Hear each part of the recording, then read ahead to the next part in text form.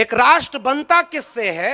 क्या एक भूगोल को हम राष्ट्र कहते हैं? पूरी दुनिया को मोहब्बत का पाठ पढ़ाने वाले, इंसानियत का पाठ पढ़ाने वाले हमारे अगुआ का नाम है तथागत बुद्ध। और मजबूरी में इस देश का प्रधानमंत्री अमेरिका में जाकर कहते तो हैं कि हम युद्ध के नहीं बुद्ध के देश हैं, मगर हकीकत यह है कि हमारे देश में वो बुद्ध के खिलाफ युद्ध छड़े हुए हैं। इस बात को यहां से कहना जरूरी है।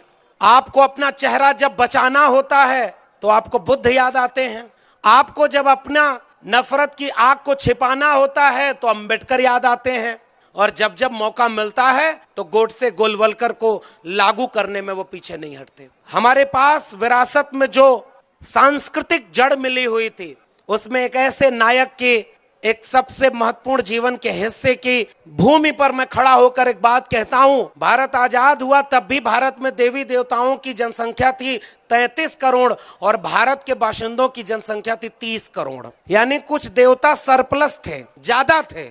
जितने लोग थे उससे ज्यादा देवता थे, फिर भी वो गुलाम थे। मगर आज मैं दावे से कह सकता हूं कि उन 33 करोड़ देवताओं, गोडसे गोलवलकर, हेडगेवार के वारिसों और तमाम लोगों के तराजू एक तरफ और हमारा अकेला नायक एक तरफ डॉक्टर B.R. अम्बेडकर, वो उन पे भारी पड़ता है। ये बात केवल जोश में कहने की नहीं है, इस बात के पुख्ता प्रमाण है कि इस मुल्क में जो मुल्क का आईन बना, उस आईन में एक बहस हुई कि संविधान की शुरुआत किस चीज से की जाए। कुछ लोगों ने ये सलाह दी कि भारत में भगवान के नाम से संविधान शुरू होना चाहिए। कुछ लोगों ने यह भी कहा खुदा के नाम से हो। डॉक्टर अंबेडकर ने कहा इस पर वोटिंग होगी और यहीं से वो शुरुआत समझिए। संविधान सभा की बहस की वोटिंग में भगवान हारता है। We the people of India, हम भारत के लोग जीतते हैं, जिससे भारत का संविधान शुरू होता है। एक राष्ट्र बनता किससे है? क्या एक भूगोल को हम राष्ट्र कहते हैं? और उस भूगोल में रहने वाले कुछ लोग ये दावा करें कि हम प्रमाण पत्र देंगे कि आप राष्ट्रभक्त हैं कि राष्ट्र द्रोही हैं।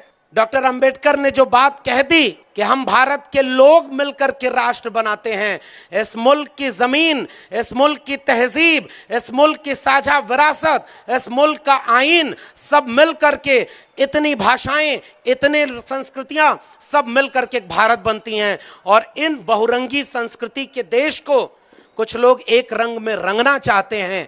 आज डॉक्टर अंबेडकर होते तो सीधे उंगली उठाकर कहते कि यह गलत है और हम तुम्हें एक रंग में इसे रंगने नहीं देंगे। उनको मौका मिला तो उन्होंने मनुस्मृति लिखी। उनको मौका मिला तो उन्होंने लिखा मुखस्य जायते ब्राह्मण बाहुर नाम क्षत्रिय। उन्हें मौका मिला तो उन्होंने लिखा कि एक महिला को बचपन में पिता के अधीन, युवावस्था में पति के अधीन और वृद्धावस्था में पुत्र के अधीन होना चाहिए। उन्हें मौका मिला तो उन्होंने लिखा कि शूद्र अगर वेद के श्लोकों को सुन ले तो कान में शीशा पिघला के डालना चाहिए। उन्हें मौका मिला तो उन्होंने लिखा कि इस देश में महिलाओं और शूद्रों को पढ़ाई लिखाई से दूर रखना चाहिए। उन्हें मौका मिला तो उन्होंने लिखा कि इस देश में जगह, जमीन और संपत्ति का अधिकार महिलाओं और शूद्रों को नहीं देना चाहिए।